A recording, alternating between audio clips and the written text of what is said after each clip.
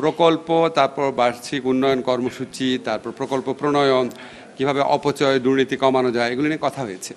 এখানে আমাদের যাদের রিয়েল এক্সপায়ারি যাচ্ছে, আমাদের অর্থমন্ত্রী, পরিকল্পনা মন্ত্রী, আমাদের ক্যাবিনেট সেক্রেটারি, ওনাদের থেকে আমরা শুনেছি। জাস্ট আমাদের জাস্ট কেউ কেউ এই প্রসঙ্গগুলো তুলেছে যে কিছু কিছু ক্ষেত্রে আমরা দুর্নীতির কথা সবসময় বলতাম, যেমন আপনার জমি অধিগ্রহণ নিয়ে দুর্নীতি।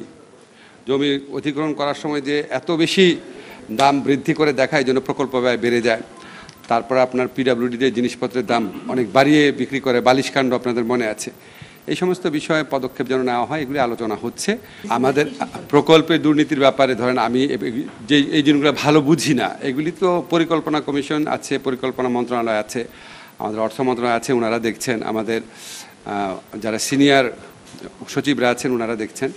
আমাদের যেটা করার কথা, যে দুর্নীতি দমন কমিশন সংক্রান্ত যে আমাদের কমিশন ছিল, সংস্কার কমিশন ছিল, এই কমিশন যে প্রস্তাবগুলো দিয়েছিল, এই প্রস্তাবগুলোর আলোকে আমরা খুব দ্রুত এই দুর্নীতি কমিশনের প্রস্তাব রয়েছে, খুব দ্রুত আইনগত পরিবর্তনগুলো করব।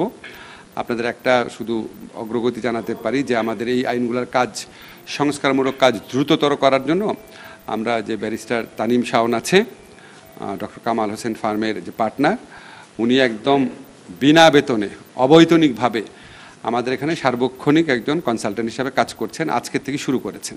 আমাদের দুর্নীতি দমন কমিশনের আইন, এগুলি ধরেন আমাদের ইচ্ছা আছে দুর্নীতি দমন কমিশন সংক্রান্ত আইন, বিচার বিভাগীয় সংস্কার কমিশনের আইন, নির্বাচন কমিশন সংস্কার কমিশন আইন, এগুলির মধ্যে যেগুলি আমাদের মন্ত্রণালয়ের পক্ষ থেকে করার কথা আর কি, আমার ধারণা আগামী 1-2 মাসের মধ্যে সব শেষ হয়ে যাবে।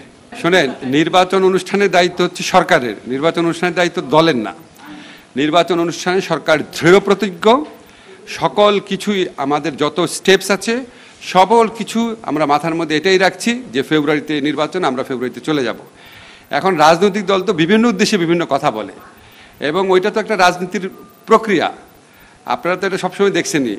এখন বাংলাদেশে যারা ট্র্যাডিশনালি যে সমস্ত রাজনৈতিক কথাবার্তা হতো, এখনও ঠিক ওই রকমভাবেই কথাবার্তা হচ্ছে, কথাবার্তা খুব বেশি গুণগত পরিবর্তন হয় নাই।